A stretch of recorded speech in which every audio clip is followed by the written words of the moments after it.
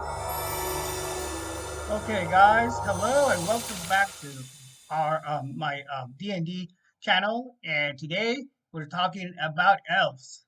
I promised last time around that I was gonna be looking into the popular races in the current game and comparing them to the races in the older edition, specifically second edition, because that's the edition of the game that I've been studying, and I really am really wanting to run a campaign in second edition.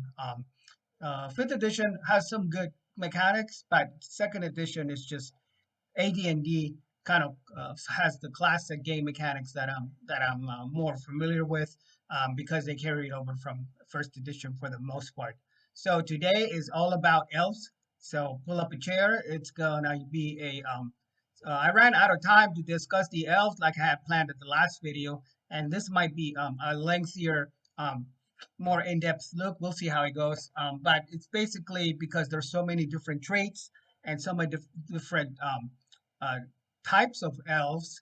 Although fifth edition focuses only on apart from the half elf, of course, just the main elf race. Fifth edition focuses mostly on three subgenres of elves, and we'll discuss that, and then we'll take a look at its second edition counterpart. Okay, if we're playing an elf in fifth edition, um, right off the bat, your dexterity score increases by two. So whatever you rolled in your initial abilities, your dexterity is going to be up by two. And um, let's see, the space speed is 30 feet, which is standard for most. But the elves do get dark vision because they're accustomed to twilight forest or twilight forest, and the night sky. They have superior vision in the dark and dim conditions. They can see dim in light 60 feet in front of them. And they also have keen senses, which means that they have proficiency in the perception skill. So you take an elf and you right away you bubble in a perception skill for free, which is good. Um, and then they also have the Fey ancestry because I guess the elves come from the Feywild rather, the Feywild setting in Dungeons and Dragons in fifth edition. And so their Fey ancestry gives them the advantage on saving throws against being charmed, and magic can't put them to sleep. And I think you will find that this is similar to previous editions of the game, so there's not much change there. They do have a trance ability, and that means that they don't need to sleep. Instead, they go into they meditation, deep meditation, regaining semi-consciousness for 4 hours a day. So in there's a concept of the long rest. So while most classes or most races rather will have to rest for 8 hours before they can regain some of their abilities. The elves only need to do it half the time. They only need 4 hours.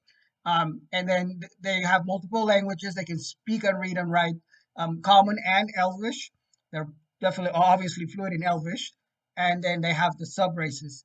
Now here's where it gets a little diverges a little bit from previous editions, and we'll see that in fifth edition they focus primarily on three sub races of the elf. So you can be an elf, and you can be a high elf, what they call a high elf, or you can be a, a regular wood elf, rather high elf, wood elf, and then there's the dark elf, which is also the drow.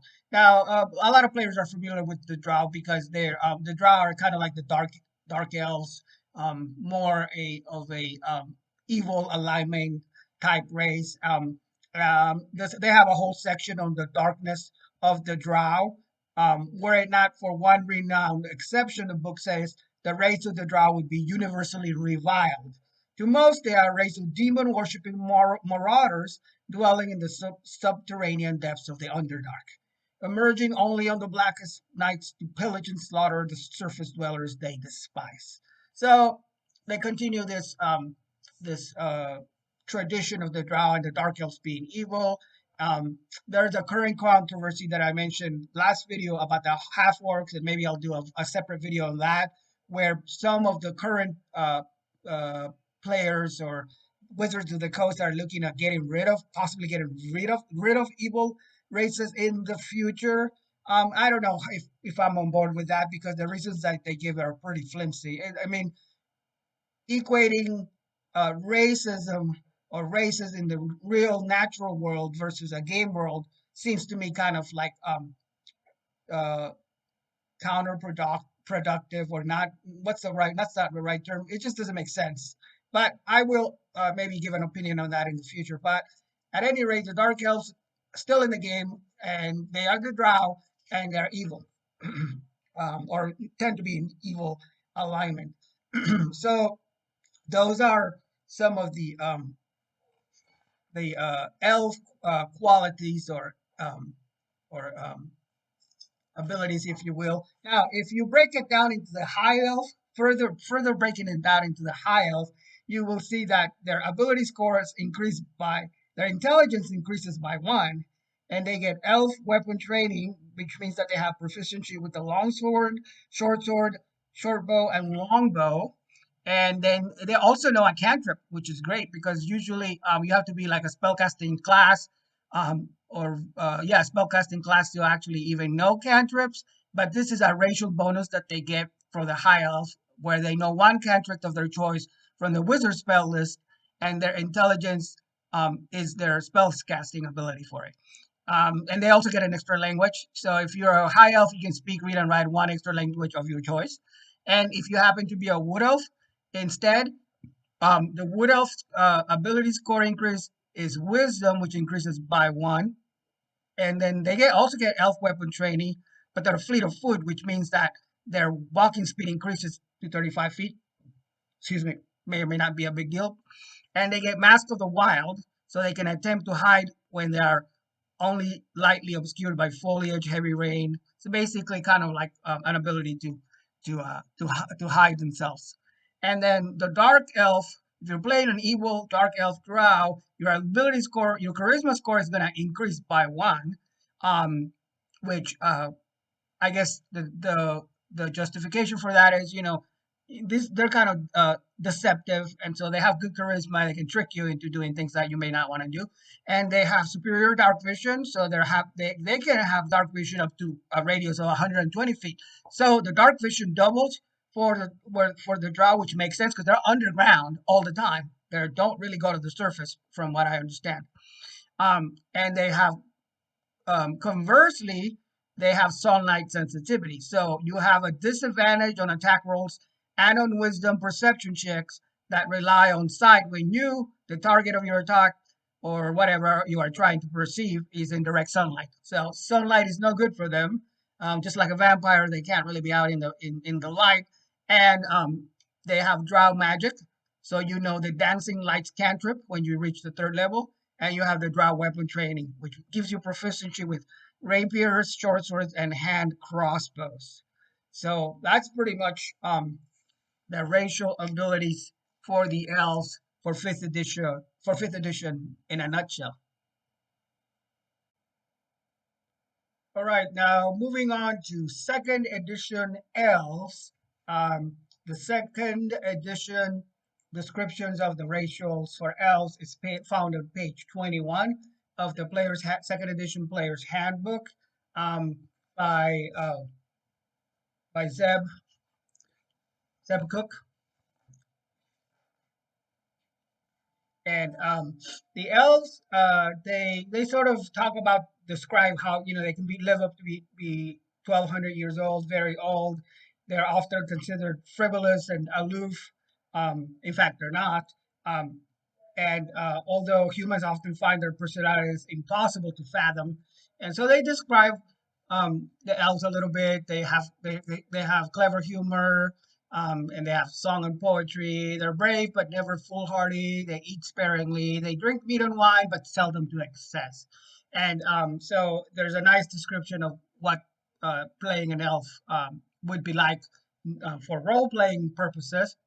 But unlike second edition, which only focused, I'm sorry, unlike fifth edition, which only focuses on the player's handbook focuses on the three main types of sub races or subgenres of elves. There are five branches in the second edition of the elven race. They have the aquatic, the gray, the high and the wood, just like fifth edition, and the dark. So they add the aquatic and the gray to the high wood and dark that are found in the modern game. Elf player characters, the book says, are always assumed to be of the most common type, the high elves, although a character can be another type of elf if the DM permits it. But the choice grants no additional powers, which is different to fifth edition because, as we saw, each of the different sub genres of elf, they do different things. Um, to the eye of outsiders, the difference between the groups are mostly cosmetic, but most elves maintain that there are important cultural differences between the various groups. So that's very interesting how they have these differences between the groups. For example, the aquatic elves spend their lives beneath the waves, as the name would imply, and have adapted to these conditions. And the gray elves are considered the most noble and serious minded of the breed. The hive elves are the most common, so there you can think of them as the common folk, the common type. And the wood elves are considered to be wild, temperamental, and savage.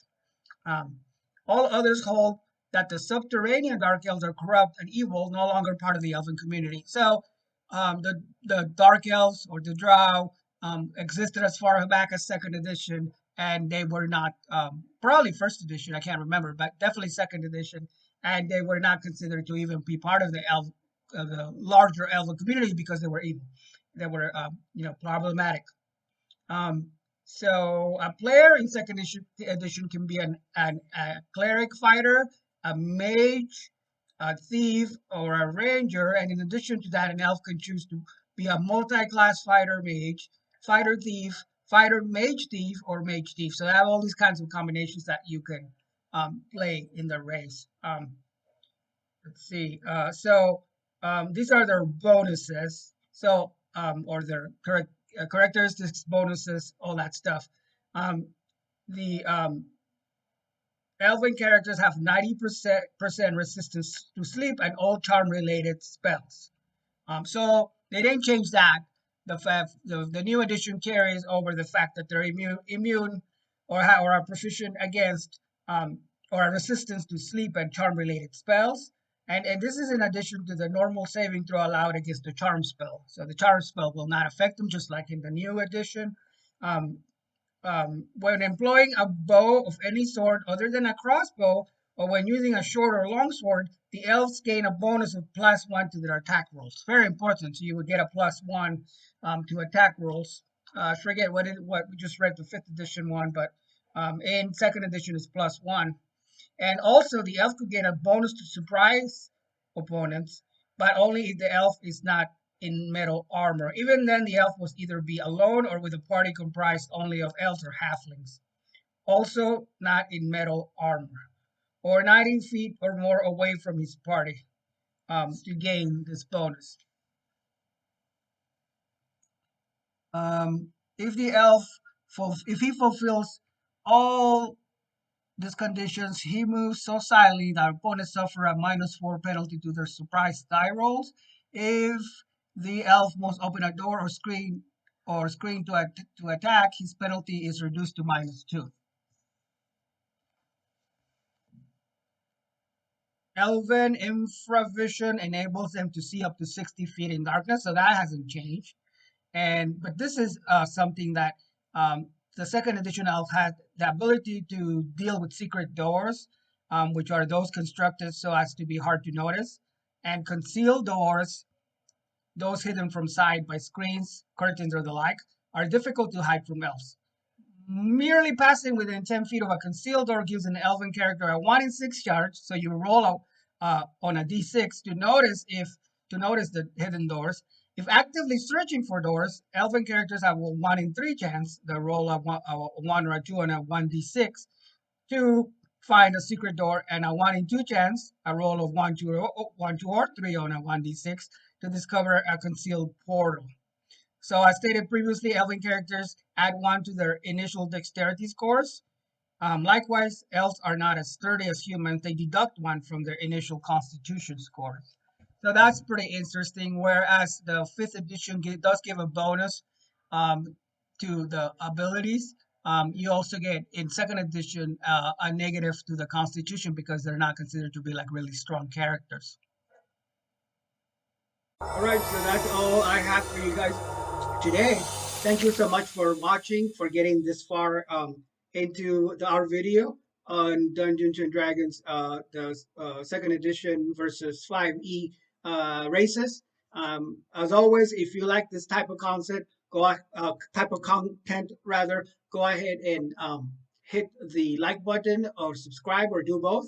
And I will talk to you guys next time, and we'll discuss some further um, Dungeons and Dragons and our favorite tabletop gaming. Peace.